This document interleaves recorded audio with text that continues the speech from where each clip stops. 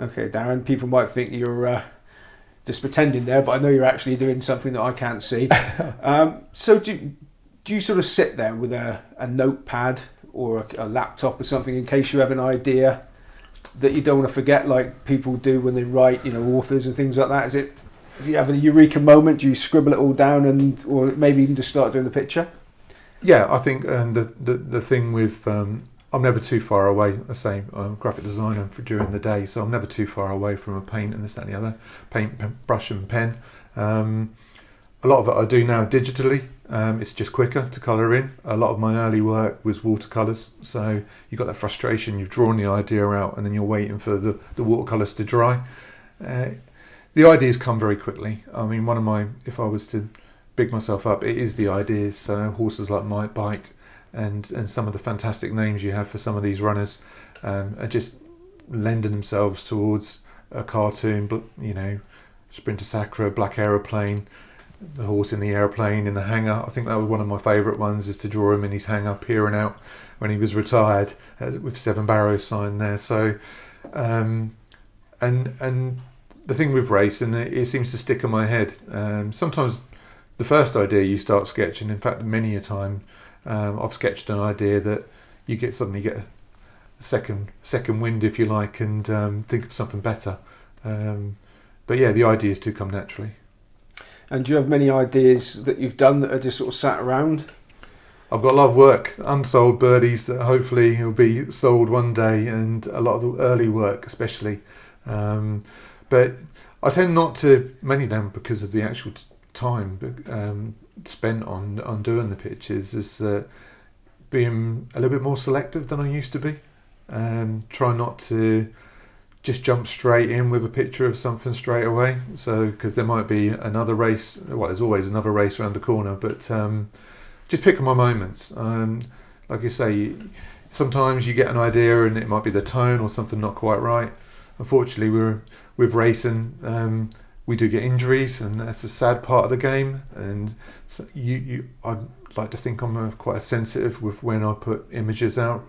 And the last thing you want to be doing is doing a cartoon of a horse that's suffered an injury. But I've also been involved in creating some images, even outside of racing, of a Pudsey Bear image that had for when Terry Wogan passed away. I did a quick image one morning, and that had 1 million reach. The Telegraph, the Sun, phoning me up and saying could they use it. And the power of social media, it's quite incredible at times. It can be a very negative place, and that's why I think that I'm so glad that so many people seem to like what I do, because I do put a lot of thought into it, and so when it comes back to racing, because it's a passion of mine, I try and nail it every time.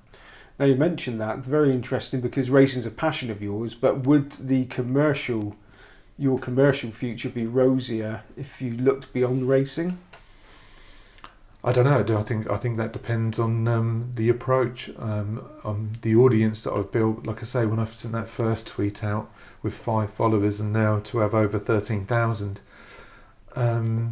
it's just quite incredible. I almost sometimes feel I don't deserve it, in the sense that the fact that all I do is really put out an image of something that I'm passionate about and I enjoy.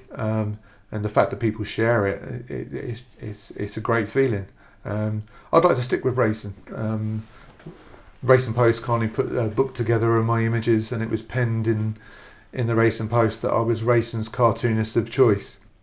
That's a line that I didn't create myself, but it's certainly a line I'm very proud of. And from that point of view, I'm proud of what I've achieved. So I'd like to stick with that and see how far it takes me.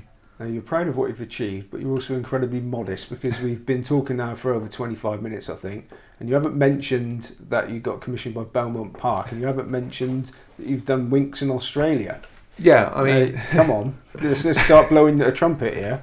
Well, as with everything in America, and I've never been, not even for a family holiday, but certainly I'd like to go and watch the racing. But yeah, I produced a picture of California Chrome that they used in their race card, and I got it signed, by the jockey, Victor Espinoza, and there's a picture of it there just to prove it. As with everything in America, they seem to do it bigger. A4 race cards, and to have this just it means the world to me. I'm like a big kid. It's like a Christmas. I haven't got this out of the envelope for probably at least 6 months. So when you turned up, it was a good excuse to look at it again, and it does raise a smile to my face. And with Winks, what a superstar! And had the Valley Racecourse contact me and said, could I send over a cartoon that they wanted to turn into posters to sell for a few dollars to raise money for a children's charity. So I jumped at the chance. It'd have Birdie in the corner, it'd have corporate logo, and they'd be tweeting it out across the day, as it were. And for the last 3 years now, I've sent them an image each time, and they've been kind enough to send me a nice cap and some memorabilia that I keep safely tucked away one day with Hugh Bowman's signature on. So shows, Birdie spread quite far and wide from my little base in Ipswich. And anybody watching this, Birdie is now a worldwide brand if you want to get in contact with him. And then you're talking about, there's races every day. If a forward-thinking racecourse was to hire you, would you be able to sit there and come up with a sketch for each winner during an afternoon with half an hour in between? How would that put you under pressure? Well, it does, but it's a pressure that I've learned to enjoy. I've learned what's feasible in a half an hour, that you can't do a masterpiece, if you like. I'm now a proud ambassador for Race and Welfare, which is just an amazing, again, opportunity for me to work with a fantastic team that do great work for the people that basically put racing on a plate for us racing fans every day. This year at Ascot, they had the Kipco boards that they parade around at the beginning of the race. So I was set a challenge to draw some Birdie artwork on the winner's race board. So between each race, to say 6 races, they brought the board up to me, I created a piece of artwork on it, and they auctioned it off for Race and Welfare. I think we raised just over £2,500 by that. So yeah, that's a challenge I enjoy very much so. And you've still got stuff out there that people can buy for that goes to Racing Welfare? Yeah, certainly at the moment. We've got some Christmas decorations that are on my website that the money's going to charity and going to them. So I'm hoping there'll be at least a few of those dotted around on a few Christmas trees this year. So the website is only happened this year. It's an amazing platform, so people can buy Birdie mugs and Birdie t-shirts and this, that and the other with the images on. It's one of those sort of achievements that I never thought would happen, so I'm very proud of it. And the website address will be scrolling across as we speak. Now, can you talk about some of the higher profile commissions you've had? You told me that you were over at the Mullins Yard. Well, I went over to Ireland, and it was actually Gordon Elliott's yard I went to.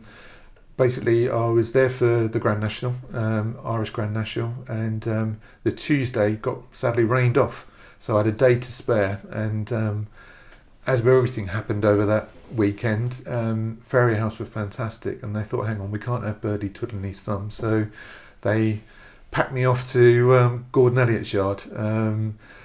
The piece of artwork that I did for Gordon to celebrate his 200th winner. And by the time I got to the yard that morning, they'd already hung it up above the tack room. So if you're ever in Ireland and you ever get a chance to go, there's a large 8-foot by 4-foot Birdie piece of artwork hanging above his tack room. Now, you've mentioned that you're not doing this for a living. I mean, people might be a bit surprised by that. So is there an ambition to do that, or are you quite happily just doing it for a bit of fun and a few extra quid?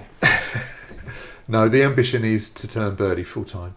Obviously that involves me taking the step one day and actually say I've done it, with 3 children and everything else who are all growing up fast. I'm trying to choose the time when I do it. I said this year, I think it probably might be next year. It's just looking for that opportunity. I get lots of commissions, which I'm really grateful for. Having the website and a lot of the merchandise out there is, again, equally fantastic. I'd like a regular slot with the cartoon, if I'm honest, somewhere. Just something that I know each week or each month there's a piece of artwork that I'm coming my way. And it's been a very exciting 2018 with Godolphin coming on board and asking me to do their Group 1 winners. I never expected to be as busy as I have been because they've had a fantastic year, but I'm not grumbling about it. So I've been up at 5 o'clock on a Saturday morning drawing horses from winners from Randwick, and like I say, 10 to midnight racing in America and Canada. They've had a brilliant year all across the globe. So on the back of that, I'll take each day as it comes, and if something comes along, I'll certainly willing to grab it with both hands. Well, I often ask professional punters this, but how does that sort of lifestyle fit in around your family life? Because does your family sort of put up with that nocturnal life? I think they accept it, that it's an obsession, and whilst not all of them are the biggest racing fans in the world, I think I've put them all near enough all off, other than my youngest.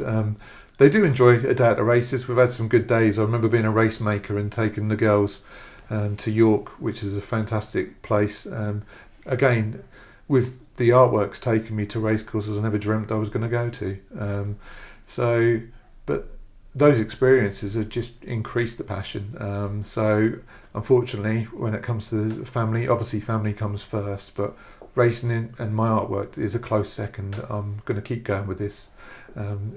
It's too late for me to turn back. So where are you going to be in 2 years? Hopefully doing it full time. Hopefully with commissions coming from more racecourses, more people that have watched this and suddenly realised this is what I'm doing, this is what I'm about, and what I'm trying to achieve. There's a lot of people who already know. I've got a few things penciled in for next year, a couple of murals and some race days to do some sketching. And like I say, I want to try and build on that. Maybe even go to actually show people how I create the quick images. I'm more than happy to get more people drawing horses and trying to do that. I was quite scared of putting my artwork out there. I'd admit it, because especially on social media, that doesn't look like Ruby Walsh, or that doesn't look like AP. That's all part and parcel of it. You've got to be brave in this world, and racing's one of the bravest sports in the world. The jockey to get up onto a horse and go at 40 miles an hour and do that. I've total and utter respect for him. To train race horses and everything around racing, there's so many similarities with me trying to be successful with my artwork.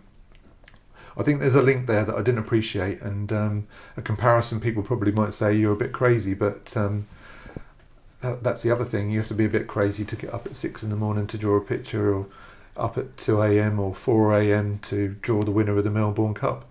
But if you love what you do, then it's not like work, is it? You've obviously got huge enthusiasm and ambition. Is there anybody that you've yet to draw that you've really got on your hit list? There are probably lots of people, if you want to call it, that are on the hit list. But again, it's waiting for the moment to capture them. If you're going to name drop, then if you turn around and to actually, but you can tell by the smile on my face, to turn around and say that the Queen's got 2 birdies that are hopefully hanging somewhere, maybe near the royal throne. If you're going to name drop, that's starting fairly high. I've got videos. I've got 2 videos where some friends of mine kindly filmed their children handing over on 2 occasions now a birdie original, and to see the Queen and see her chuckle and point, and not just hand it over to the flower lady. It actually went into the Bentley, and it's hopefully somewhere in the palace. Then and I haven't been sent to the tower yet, so I think that's a magic moment, as I say. So I'm really proud of that. And as for the others who haven't been birdied yet, well, I'm available for commissions. Like I said, you were modest, but you kept that right to the very end, didn't you? Well, to keep something in my pocket. Brilliant. Darren Birdie? Bird? Any one of those. Thank you very much indeed. No, thanks ever so much. Right, hold on a minute, Darren. You just watched me pack everything away, all my tripods, all my microphones, all that stuff, and you just told me the most fantastic story. Now, it might, for fear of ruining your reputation of being whiter than white, you've got to tell me it, please, and for the viewers at home. I mean, it's hardly the biggest punting story ever, but I can remember in the early days, going into a certain bookmakers quite early on a Saturday morning, and the only racing that used to be on would be greyhounds or South African racing. And there's me and another guy who I happen to know in there, and we're just writing out a couple of little bets, you know, literally 10p lucky 15s for the afternoon. So the South African racing was on, and suddenly where the results were, up flashed the result of the very next race. And we'd heard of maybe rumours of the racing being recorded, so I thought, hang on a minute, has there been some sort of cock up here, or is it just a mistake? But proceeded to look at the winner and noticed that it was 16 to 1. So I actually had some money in my pocket that I was supposed to go and buy a pair of trainers when my parents had sort of kindly donated to me to go and get. So I was very conscious of just emptying all of that onto it based on something that I thought I might have seen. So I write out just a £5 win at 16 to 1 on this race. I say this is 30 years ago. I think there's still a chance of you getting nicked, but carry on. I'll start until I finish. So I went and put that on, and even the guy behind the counter was like, hang on, do you fancy this? And I was kind of cheekily said yes, you know, studied the form, etc. And the guy who was in the bookies as well at the time, he says, hang on, you just... I said, well, I think they flashed the result up. So he went and did the same. And needless to say, I went and had a few more quid on it, and we stood there watching the race as this 16 to 1 shot that was then backed into 8s promptly romped home by 10 lengths, and we collected, and I resulted in getting me 2 pairs of trainers that afternoon, and having some decent bets. But yeah, it's a story that I neglected to tell you early on. How about that, Ben? Even birdies at it. Punters. Anyway, can you show us what you've been drawing, Birdie? I don't know if you'll recognise them, but I say, whilst we've been doing an interview, when we bumped into each other at Cheltenham, you had a... Whoop, let me turn that around. See, when we bumped into each other at Cheltenham, you had a nice fetching hat on there, so I thought I'd include that today. How chuffed am I? Brilliant, Birdie. Thank you very much.